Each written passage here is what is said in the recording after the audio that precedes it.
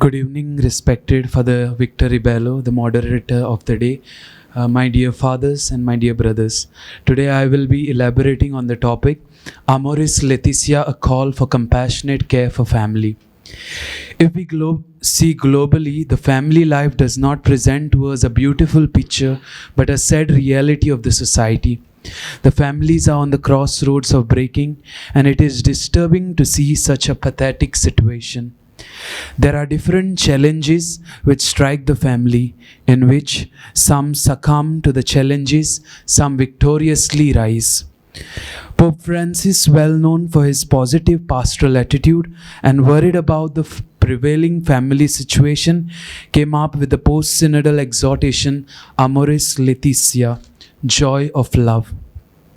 Our Catholic Church has always been concerned and compassionate about the family matters from the very beginning, and this document is in line with the same.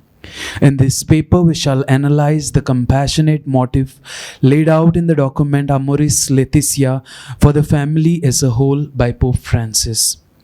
Apostolic Exhortation Amoris Laetitia. The document Amoris Laetitia was issued on 19th March 2016 on the solemnity of Saint Joseph, an exemplary father figure and caretaker of the family of Nazareth. It strongly conveys the message that the Church is concerned with the family life of the faithful, and she wants to visibly manifest a compassionate maternal care for all her children, especially during these times of desolation and turbulence when family life has hit the rock bottom. Pope Francis's vision of Amoris Laetitia is summed up in the following words from the document. No one can be condemned forever. Fraternal charity is the first law of Christians, and we know that easy recipes exist. Cardinal Oswald Gracious, Archbishop of Bombay, says that Amoris Laetitia is the precious gift for our Church, as well as families and societies in Asia. It is also an invitation to apply medicine of mercy and compassion. Archbishop Emeritus Thomas Menam Parambil of Guwahati says that Pope Francis sings of mercy and compassion, of love and understanding. Therefore, this exhortation is a document to be studied and reflected upon by every Christian. Compassionate care of the family. Family is a place where we find what we want. May it be the love, care and concern. But at times, this care and concern is not found at any cost in some families. Pope Francis, through this document, gives guidance for the compassionate care of the families who are in need of compassion. Sacrament of Matrimony. The Christian family is established by the Sacrament of Matrimony. Christian marriage as a sacrament unites a man and a woman and grants them the grace to become a domestic church and a leaven of new life for society. Thus, the Christian family that springs from marriage is a reflection of the living covenant uniting Christ and the Church. The love which exists. The entire 4th chapter deals with love in marriage. Paul's first letter to the Corinthians, chapter 13, verses 4 to 7, serves a springboard for Pope's theological meditation, spiritual discourse and frank exposition of the theme. Love is what unites the couple in marriage and forms a family, and this love is what sustains the family throughout. Quoting Saint Thomas Aquinas, the Pope says, after the love that unites us to God, conjugal love is the greatest form of friendship. Love becomes a base to judge its situation in the heart, full of compassion when either of the party fails, and helps to rise triumphantly for their own good and for the good of their children. Human sexuality. In Amoris Laetitia, Pope Francis has a positive approach to human sexuality. He unequivocally states, God himself created sexuality, which is a marvelous gift to his creatures. If this gift needs to be cultivated and directed, it is to prevent the impoverishment of an authentic value. Therefore, the gift of sexuality is seen as coming from God and needs to be cultivated in sacredness and mutual discretion. He exhorts spouses to celebrate the sacredness of the gift of human sexuality and raise it to the level of Christian virtue, which will enable them to build a family of love and compassion. A holistic and comprehensive approach to human sexuality is what every human person needs to accept it as a great gift from God, whatever may be one's status in life, married, single, or consecrated celibate. Rearing and protection of children. The conjugal love and human sexuality celebrated becomes visible through one's own children. It is of supreme importance to remember that the overall education of children is the most serious duty and at the same time the primary right of parents. It also includes the faith formation, sexual and moral education of their children, which is an absolute right of parenting and promote vocation to diocesan or missionary priesthood. Pope Francis strongly opines to the protection of the children who are vulnerable and to seek a stringent action against those who harm them. Every child is a gift from God entrusted by the Lord to a father and a mother, and their task begins with total acceptance of the child joyfully and continues the same with lifelong protection. Thus, it is the utmost duty of the parents to love and protect their children in a more compassionate way. A help to those preparing for marriage. It is a high time to educate those preparing for marriage, and this should be sought mainly by the lay professionals, especially those married. Preparation for marriage should include courses for those intending to marry, and there should be provision for accompanying the newly married couple in the first few years. In family planning, decisions should be reached in dialogue and respect for the other. A help for those going through difficult marriages. Those spouses going through difficulties do not seek pastoral assistance since they do not find it sympathetic, realistic, or concerned for individual cases. Compassionate care need to be shown for the suffering of those who have unjustly endured separation, divorce, or abandonment.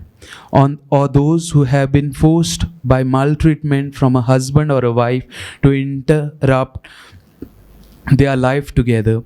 For those who have got separated and now entered into new unions must be made to feel that they are part of the church.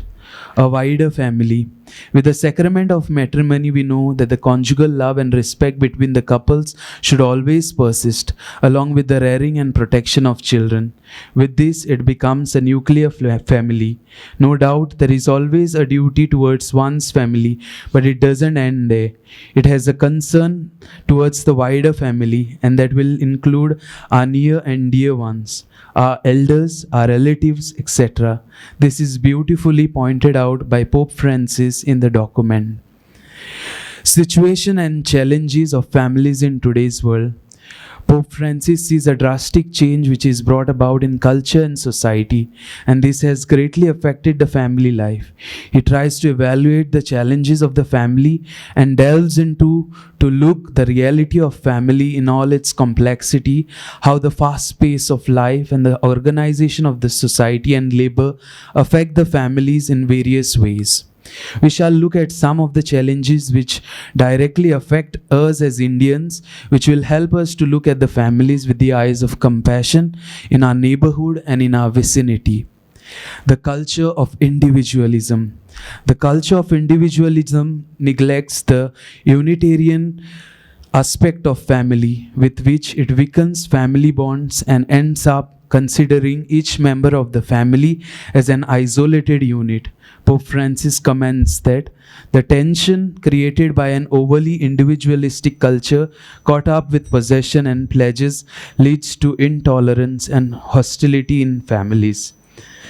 There are also situations and challenges like career competition and growth in consumerism, poverty and migration, abuse and domestic violence, divorce, breakup, and single parenting. I would like to draw some pastoral implications. Family life is always a process of becoming better.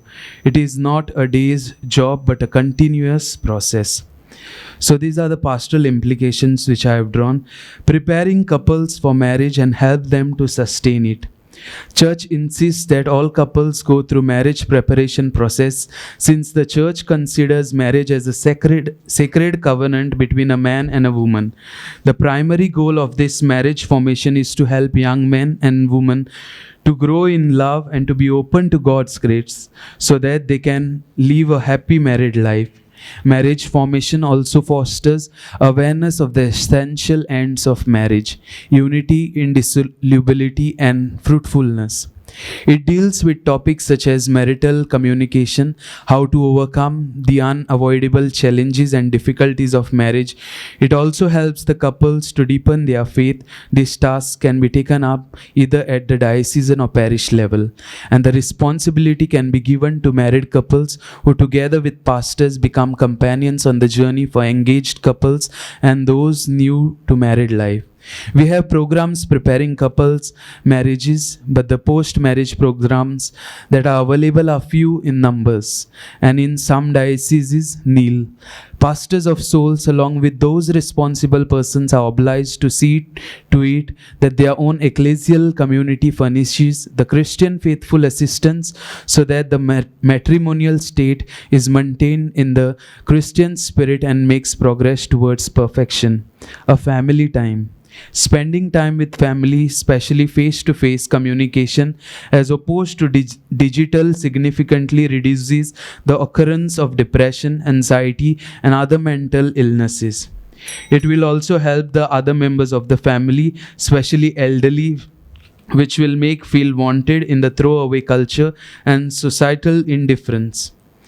The family time can be organized in different ways, maybe in the house itself, outing, or the religious pilgrimages. Preparing priests and seminarians for family ministry. The formation of seminarians and priests is the need of the hour, so that they may fruitfully collaborate with families and live up to the challenges of today's world, which they are not equipped with.